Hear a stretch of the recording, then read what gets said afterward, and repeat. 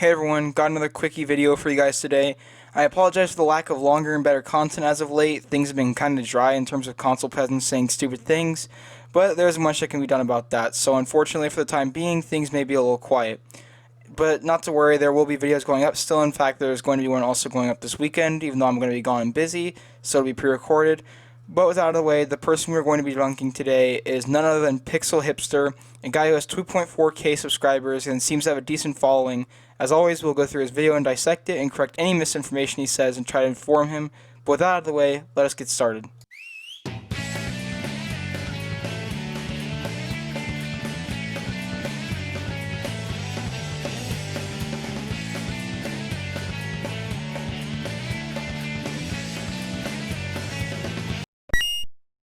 I think consoles are better than PCs. Let me just preface this by saying I'm fully aware of the better benefits that PC gaming has to offer. But with that said, here is my personal, you can't see me doing it, but I'm doing the quotes, my personal preference and reasoning why I think consoles are better than PCs.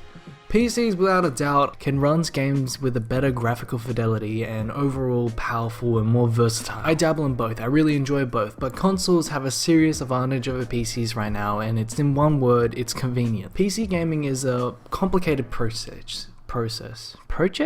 Whatever, which requires a little tech know-how to get the most out of your experience. And if things go badly and you mess up or you just put in the wrong chip, your PC is going to explode. Dude, I hope this is sarcasm. I really do, because PCs don't explode, and if they do, that's usually because there was a major mistake that someone made, and it definitely isn't common. I'm not quite sure what he's getting at here with this, but I definitely hope it's a joke. And even then, that's more of a technical issue. It's not a reason to not invest in a PC or for consoles to be better, but I think he's shitposting here, so I won't spend too much time on it. Consoles, unlike PCs, have a small, simple install and setup to them. Aside from the little online optional account aspects, you can put in a disc and play whatever you got. When it comes to technology, I'm a bit of a dum-dum. I haven't upgraded my phone in almost 6 years. It's literally being held together by sticky tape. Not everyone, and especially me, has the skill and knowledge required for PC gaming, and I'm not trying to be mean or hurt anyone's feelings because I'm in with these people. I don't understand that. I don't understand the technology.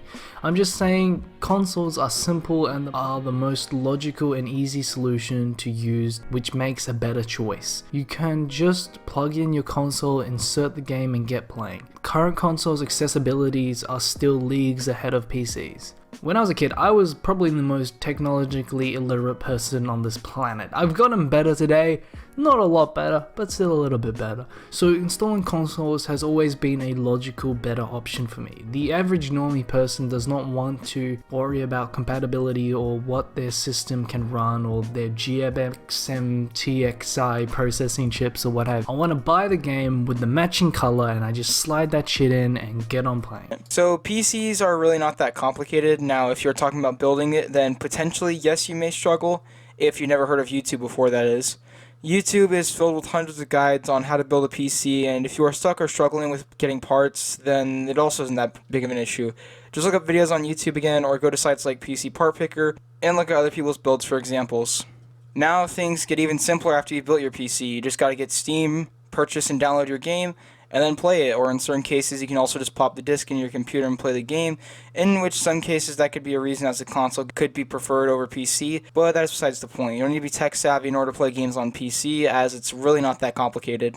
Speaking of those games I like sliding in, my PS4 and Switch offer a wide range of exclusive content. I love PS4 exclusives, Persona, Uncharted, Bloodborne. They are some of my favorite games of all time. Sure, PC has some exclusives and I can appreciate a good RTS from time to time. However, the caliber of PlayStation and Switch exclusivity always will outclass anything offered by something like Steam. I love the exclusives argument. I know, it's truly tragic that I can't play another third-person open-world story-driven game that I've seen countless times before. Also, PC doesn't just have RTSs for exclusives. There are dozens of smaller games that have come from indie devs that would have never seen the light of day if they weren't able to have been released on PC, and they will most likely never come to console because it's just too expensive. Besides, there are things that are exclusive to PC as well. In-depth game settings, mods, and emulation, so it truly falls upon preference and what you prioritize more when it comes to choosing your gaming platform. Furthermore, a lot of us just need time away from our PCs. I spend loads of times at my Mac and my PC as it is. Sometimes I just need to get away from it. I spend majority of my time writing, researching and editing on my Mac. I know anyone else who works at a PC or studies via their laptop most of the day, they just want to have a change of scenery, sit back and relax. Sure, I do occasionally game on my Mac to take small time breakers like an FTL run on my MacBook, but all in all, I just sometimes want to switch off and play some games and be offline for a while. After spending 4 hours typing, reading and editing, I just want to shut my Mac down, shut my brain off and enjoy some good vibes. Okay, once again, this is another bad take, as you're using your Mac as an example of a gaming PC, which is stupid. Everyone knows that Macs are severely overpriced for the parts that are in it, and everyone also knows that Macs were not built for gaming. They were built for doing hard work, and that is also about it. Also, I've never seen the argument of people preferring consoles over PCs because they don't want to sit at their PC after work or whatever.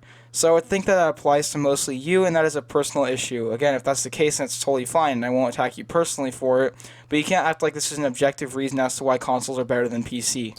While we're on the subject of good vibes, let's talk about aesthetics. My collection. I like collecting physical media. It's a hobby of mine. It's something I enjoy, and on PC it's pretty much impossible. There's no physical releases on PC anymore, just an occasional disc with an installer and a Steam code. If I wanted the Steam version, I would have just downloaded it there, and I have my DVD collection and my CD collection and my PS4 collection and my Switch collection. I like how everything looks on my shelf. Old-fashioned as that may, I like physical media, and PCs don't allow that because everything is always nailed to the hard drive. Also, consoles are traditionally found within a living room or a lounge, where you can recline with your controller and play your games in comfort. PCs are traditionally in the office where you have to sit at a desk. Since gaming is a relaxing pastime, it is more suited to a console environment. Now, you can set up a PC and you could like put it in your family lounge room area and then, I don't know, have a wireless keyboard and mouse, but you can't really use it productively. So this is half and half, honestly. On one hand, I will agree that consoles still releasing and making physical copies for games is a benefit over PC, I will give you that. However, the argument that you make right after that is blatantly wrong.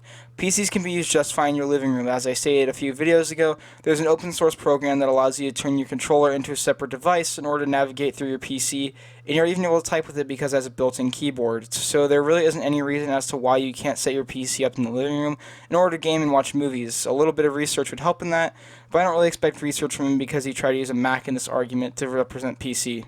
But with that out of the way, we have reached the end of this video. All in all, it was a pretty tame video. He has his preference, that is completely okay. If you like one platform more than the other, that's great, but don't spread misinformation about the other platforms, as that just makes you look bad. I apologize for the shorter video, everyone. I just need to get something up in between this and my next video, which will be of a similar style to the why console gaming is inferior to PC gaming video. It won't be a debunking video or anything like that. It'll just be a simple video. I'm not going to say what it's about yet. You guys will have to wait until then. But anyways, guys, thank you all so much for watching. As always, I hope you guys enjoyed. Take care, stay safe, and I'll see you all in the next video, and goodbye.